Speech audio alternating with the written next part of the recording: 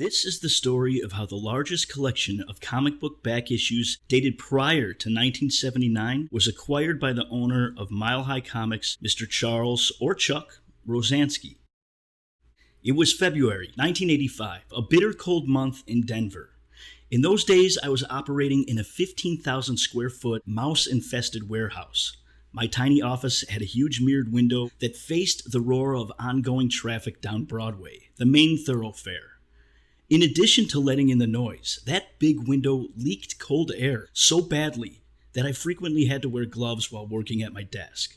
But it wasn't that persistent chill or the noise pollution that caused the complete and utter despair I was experiencing. It was very much looking like the gamble of investing all of the proceeds from the Edgar Church collection into Mile High Comics had been a huge mistake. The Edgar Church collection was, and still is, considered to be the most valuable comic book collection discovered of all time.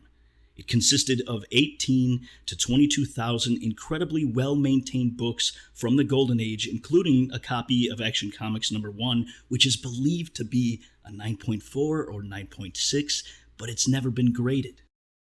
Back to Mr. Rozanski's story. I had invested the majority of the proceeds from my sales of all the other Mile High Edgar Church books into constructing a very efficient mechanism for selling comics by mail. The mail order business was a catalog business at the time, where one could browse what was available, send a check or money order to the seller, and then wait for the book to arrive by mail. But it got to a point where I didn't have enough modern and Silver Age comics to meet the demand that my mail order business was generating. At first, I was selling titles I had not really cared for, but gradually, I was forced to start selling off titles I really liked. Mystic Comics, Daring Comics, The Tough Kid Squad, all of those old, timely titles. Timely was the name of the company that later became Atlas, but just briefly, before being renamed Marvel Comics. But Marvel wasn't the only casualty during those times. I was soon forced to sell my collection of Action Comics #1 through #11, all for just $50,000. Shortly thereafter, I had no choice but to part with my favorite remaining key run, Marvel Mystery Comics, #1 through 10, also for $50,000. But no matter what I did, the profits would all be gone just months later. And after the Marvel Mystery Comics had sold and shipped, it took a whole lot of hope with it. But fate intervened one day in March of 1985. The receptionist buzzed me with a very strange message that there was a man from New York on the phone who wanted to sell me 2 million comics. Now remember, this was 1985, and without going into too much detail, the direct market was still in its infancy, which meant there was almost no unsaleable back issues, which meant inventory of any kind was really hard to come by, which is why I struggled to meet the demands of my mail-order business. Now, you can imagine my hesitation to believe that some random caller actually had 2 million comic book back issues, right at the very moment I was in so much need for a miracle like this. But if he did, it was imperative that I figure out some way to acquire them. As it turned out, the caller wasn't a complete stranger. I had met him and his father briefly at an American Booksellers Association conference a few years prior to the call. They were in the business of selling remainder books. Remainder is an industry term that really just means a publisher has an excess of books that aren't selling and they dump them off in bulk for a highly discounted price to a buyer, like the caller from New York, who would sell them through whichever channels he sold them through. And by books, I don't mean comic books, but novels and such. I listened intently as the seller explained to me that his father had been investing in comic book back issues since the 1950s. Now he had amassed a warehouse filled with approximately 2 million issues that needed to be sold immediately. As the details of this collection blossomed from the other side of the line, I slipped further into a state of shock. At least 4,000 issues had a cover price of 12 cents or less, he told me. Everything else was at least 5 years old. Therefore, his father had stopped purchasing comics in 1979. The majority of the books were in mint condition. They were purchased and then just stashed away. As the seller finished, my mind calculated wild figures. If what he claimed was in any way true, this collection had a retail potential of at least $4 million. And that's being conservative at an estimation of only $2 per book. Even more important was what this meant for the Mile High Comics mail order system. This was the kind of feedstock that I desperately needed to truly capitalize on the success of this sophisticated program. I simply could not have asked for a better potential deal to fall from the sky at that very time in my professional career. But much like poker, the trick is to never show your hand. I stifled my overwhelming excitement and casually asked the seller, "Okay, how much do you want for your books?" $500,000 was his reply. The elation I had felt just crashed down into despair. No, it wasn't an unreasonable price to pay for such a potentially great deal, but it was far beyond my means at the time. I was also factoring in the additional costs. Shipping the books from New York to Colorado would likely cost $20,000 in and of itself. How in the world was I ever going to get my hands on these comics that I so desperately needed? Once I hung up the phone with the seller, I immediately dialed my banker. I had a good history with the bank, which offered me a $100,000 3-year loan, but only if I was willing to pledge my house and all my personal assets. I spoke with my wife, who had remarkable faith in me. I then met with my attorney and my tax advisor, who said, "Go to New York, see if the claim of such a collection actually checks out." I called up the seller, and days later, he picked me up at LaGuardia Airport. Now, right from the beginning, I knew this was going to be a very strange deal. The seller turned out to be this very nervous, skinny guy, about 35 years old. He drove this beat-up old boat of a car that had to be pulled over every 50 miles to refill the transmission fluid. The conversation was him going on and on about how I was not as he envisioned me. I had long hair. I dressed very casual. The complete opposite of the uptight businessman he had been expecting. Which was why, I suppose, he felt so comfortable almost immediately offering me a snort of cocaine. I pretended to take a hit, and then I watched him snort with gusto. We pulled up into the parking lot of this huge old brick warehouse where the seller's office was located. Parked alongside the building was this blackened shell of a burned-out delivery truck. "What happened there?" I asked, chilled at the sight of what was an indicator that not all was right in this part of New York. "Oh yeah, we had an accident overnight about a week ago." Inside this massive 60,000 square foot building was a phenomenal quantity of books wrapped on pallets, but there was almost no one working. The place was like a giant dark tomb. I felt compelled to ask, "What's going on here?" Again, I received the vaguest of answers. We ran into a little problem with the Teamster Union and the staff is on strike. With that, he grabbed a key. We drove a few miles away to a mini storage center, parked in front of the largest unit in the complex, and the seller used the key to unlock this old rusty padlock and roll up the garage door. Right before my eyes was a solid wall of pallets stacked 5 feet tall, butted up against each other so tightly that there was absolutely no aisles. Every inch of it occupied by a pallet, which is why the seller couldn't just go in and turn on the light, but he had to climb this barricade at the front of the garage and walk along the tops of the pallets. He reached a chain and turned on the lights, and then turned to me and said, "Well, here they are." I was stunned. In my experience, when a seller tells me they have 1 million comics, they almost always have a fraction of that number. But in this case, I could clearly see I was looking at well over 1 million comics. But I couldn't access any of the individual comics. The boxes were unmarked. I couldn't even walk into the unit without first climbing up on the pallets by the door, and then walking across the tops just as the seller did. I gritted my teeth as I walked because just under my tennis shoes, crusted with ice and snow from outside, was a thin layer of brown paper that separated my damp feet from the comics underneath. I really hated that. I began exploring the room and discovered that the seller was right. 20% of the issues I found were 12-cent cover price Marvels, most in fine, near mint condition. I needed to make sure I wasn't being deceived by the cream that rose to the top by a potential unscrupulous seller. I randomly picked a pallet in the middle of the room and I burrowed down like a gopher. I examined each box that I pulled from the vertical shaft I was creating to reach the lowest box on the pallet. I hoisted each up to the top, emerging like a cave spelunker. Once I reached the bottom, I discovered an entire layer, maybe 1,500 comics comprised exclusively of X-Men Annual Number 1. Now, even in 1985, this was a $20 book. Simple math told me this single pallet alone had retail potential of $30,000. After I was satisfied with the appraisal of this collection, I emerged, frozen but completely elated. Yes, it exists, and come hell or high water, I had to get this deal.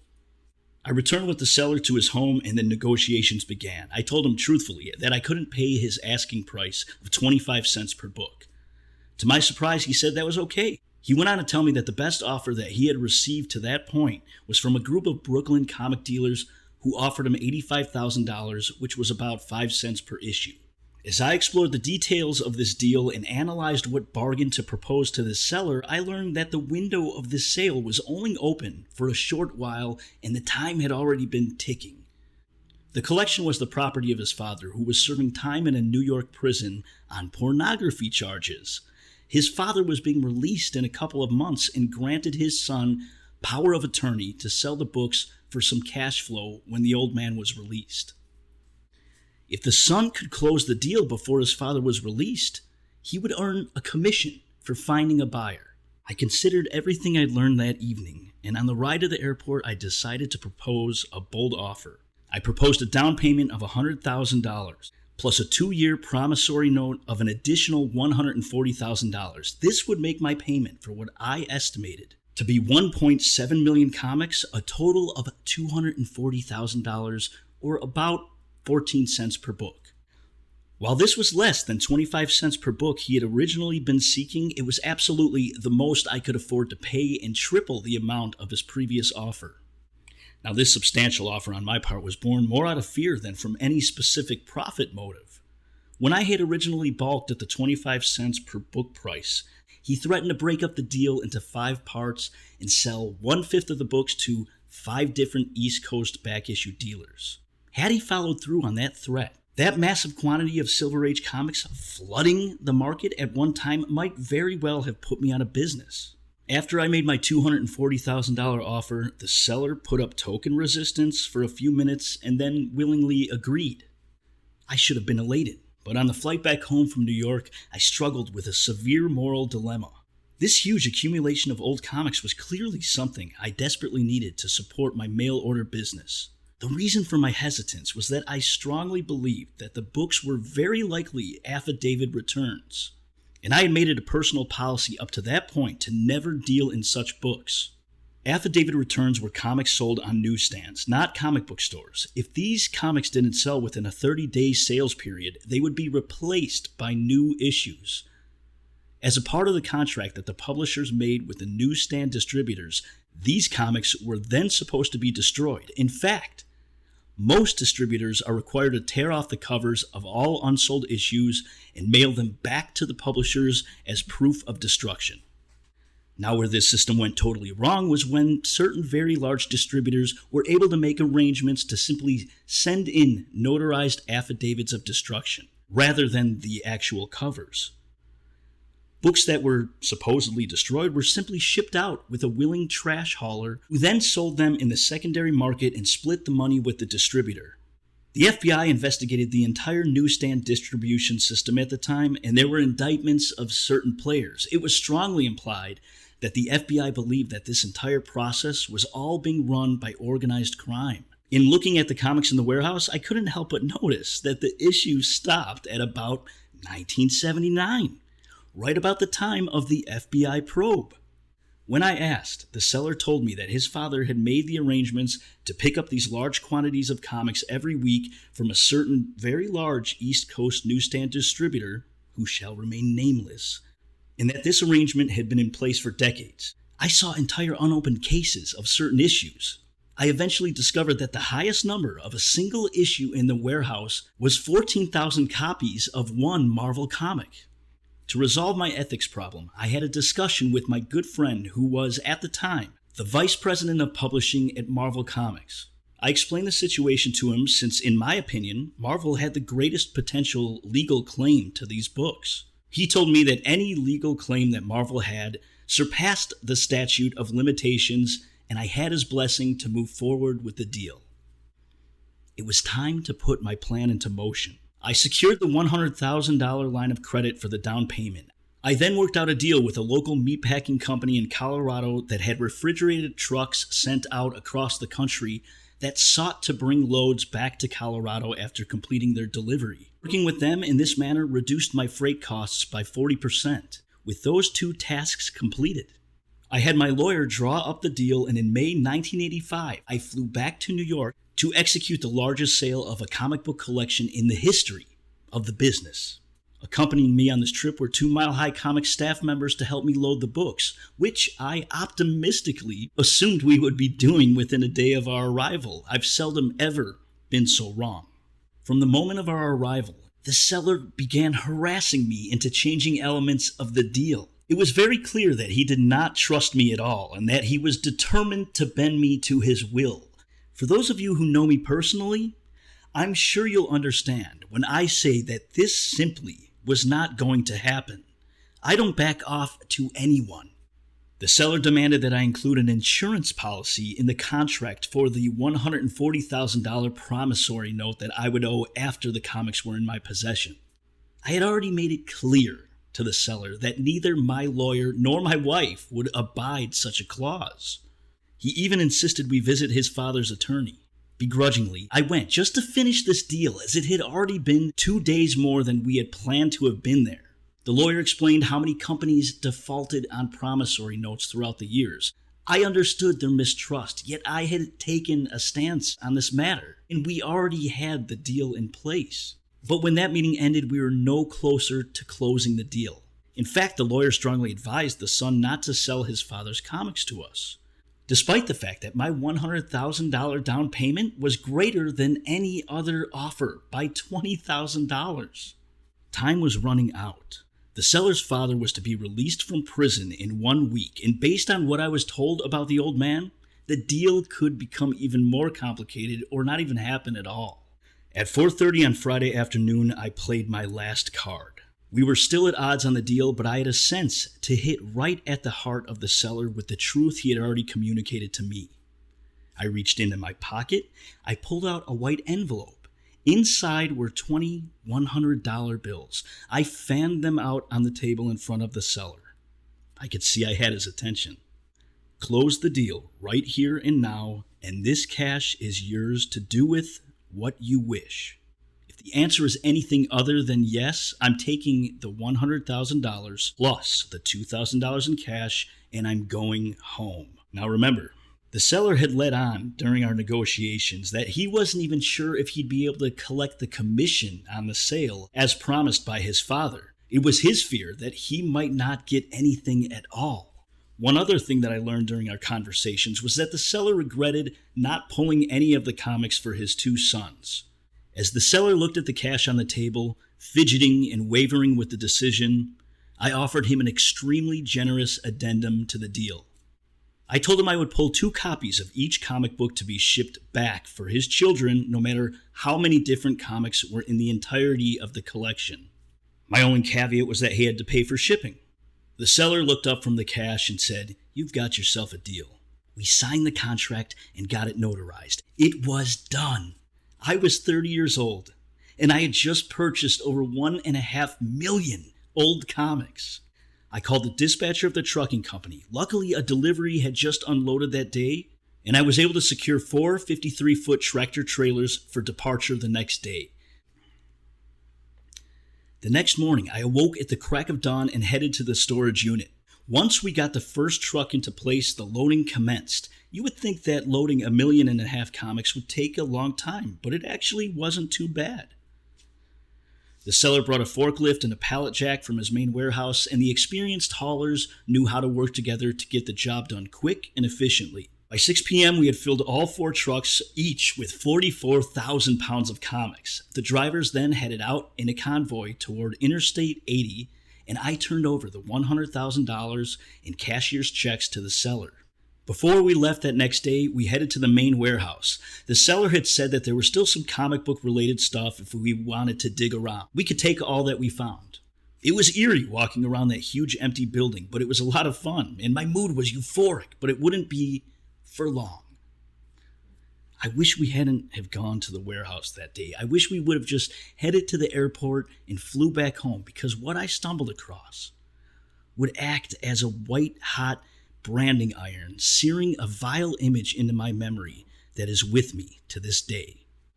As we moved through the tomb-like building, I sang Glenn Frey's Smuggler's Blues, not knowing my ecstatic mood was about to be extinguished.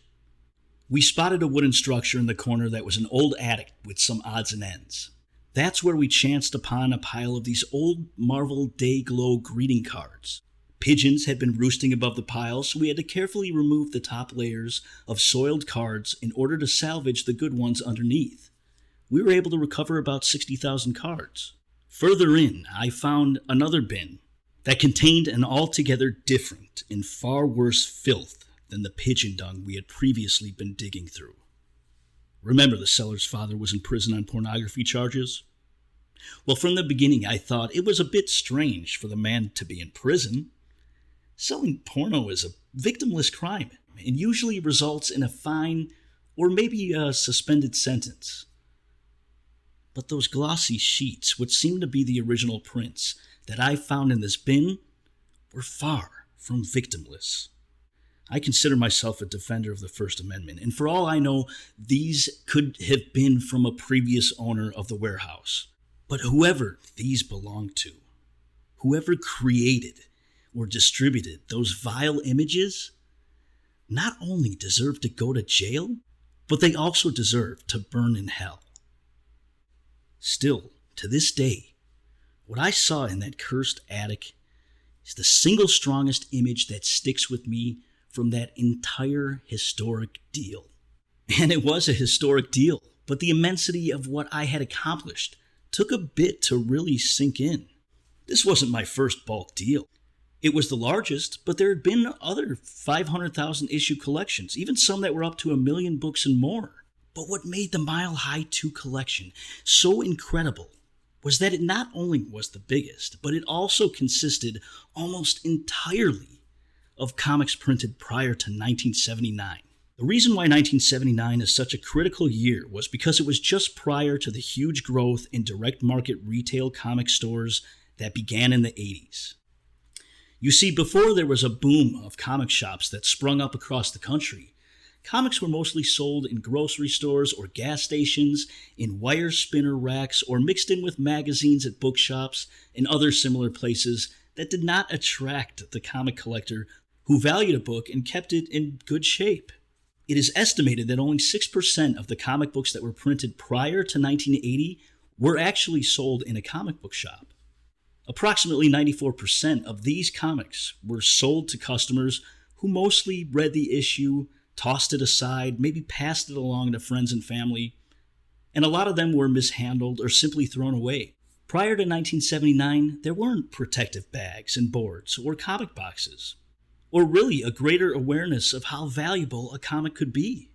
The fact that even the latest printed issues in the Mile High 2 collection were dated from the 1979-1980 period almost guaranteed that these issues would eventually be in high demand from collectors. I should emphasize the word eventually. At the time that I purchased the collection, the initial reaction from my fellow dealers was that I was making a big deal out of nothing. The existence of the collection had been known on the East Coast for many years, and reportedly the seller's brother had already looted many of the best books from the deal, which led to a consensus that I vastly overpaid at the $240,000 purchase price. But that having been said, I could not have been happier when I left New York. Assuming a retail value of $5 to $6 per book, the Mile High 2 collection had a net retail value in 1985 of approximately $8 to $10 million. Taking into account the price increases that inevitably resulted from the growth in demand of back issues from 1985 to today, I estimate that we actually grossed over $15 million from the deal. That makes my initial $240,000 investment seem like a pretty darn good deal. In fact, had it not been for the deal, the dreadful crash of the comics market that occurred during 1993 and 1997 could have spelled the end of our business. That is why the Mile High 2 deal is the most important comic book deal of my life. But it is important to also note that I got in way over my head. And this purchase alone almost put me out of business. Immediately after returning from New York, I suddenly found myself awash in all sorts of bills relating to the purchase. I owed the trucking company $11,000. I had a $5,000 security deposit to put down for the 12,000 square foot warehouse next to my existing building. Then there was the cost of installing the alarm, utility deposits, legal fees, overtime labor costs to unload the trailers and sort the books, and more. I was over $30,000 in the hole on the Mile High 2 deal before I even sold the first book. I thought the 1985 San Diego Comic-Con would be a quick injection of much-needed cash flow. We brought 40,000 issues of the new Mile High 2 collection to the convention. These were the top issues, hand-picked, sleeved in Mylar, but no one really cared to pay 1.5 times guide for what we had, and I brought home 39,000 of those 40,000 comics back to Colorado. But the good news was that the comics we hadn't set aside in Mylar were selling like crazy through the mail catalog.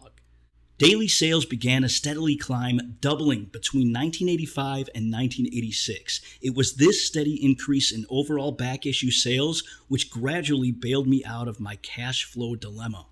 I was even able to make all of my payments on time to the seller, which may have surprised me even more than it surprised him. But the son never benefited from any of this. All the payments went to his dad, and when his father passed away 6 months later, the payments were reassigned to his new wife, leaving the son completely out of the picture. Even worse, the son defaulted on a loan, and not only was the family business seized, but also everything the son owned personally, including his home and that car. But before you feel entirely sorry for the guy, he did end up burning me on the deal. 3 months after the books were delivered to our warehouse, I called him up and let him know that I had 2 of each book for his kids, as promised in the contract. There were so many different comics, just pulling together 2 copies of each created a shipment of over 15,000 books. UPS quoted me a rate of $550 to ship them to him, which he gave me every excuse that he could to not send me money. I'm not a fool. I didn't really think that he would reimburse me, but I sent him the books on my dime because that was one of the terms of the deal. I never heard from him again. But I asked the stepmother to reimburse me out of her payments, and guess what? She laughed and hung up the phone. The moral of the story that I want to make is that it ended up costing far more than $240,000. While the Mile High 2 deal ultimately turned out to be a bonanza for us in the long term, the short-term costs of both paying for the deal and absorbing it into our inventory were far greater than just cash. To gain the rewards the Mile High 2 collection promised, I had to take myself, my family, and my loyal staff through many stages of cash flow hell. We struggled not only to sell the books, but just to stay in business. Even with that massive inventory ready for sale, I was still forced to cover my costs by selling part of my personal collection, including Crack number 1 through 26, Archie number 1 and 2, and Police Comics number 1 through 90. These were issues I planned on keeping indefinitely. Losing them stings to this day. It wasn't until about 1990 that I was able to breathe a little easier and could finally say that I had pulled off the biggest deal in the history of comics without going broke in the process. It was a long, tough struggle, and one that defined 5 years of my life. So please keep my experience in mind if you ever get a phone call offering you over 1,000,000 comics for owing pennies on the dollar. Thank you, Mr. Rozanski, for allowing Key Collector Comics to communicate this chapter in comic book history. And if you find that big $1,000,000 comic book collection, make sure you download the free mobile app, Key Collector Comics, to help you identify which issues are key comics of importance that you want to pull aside for your personal collection. Thank you for listening.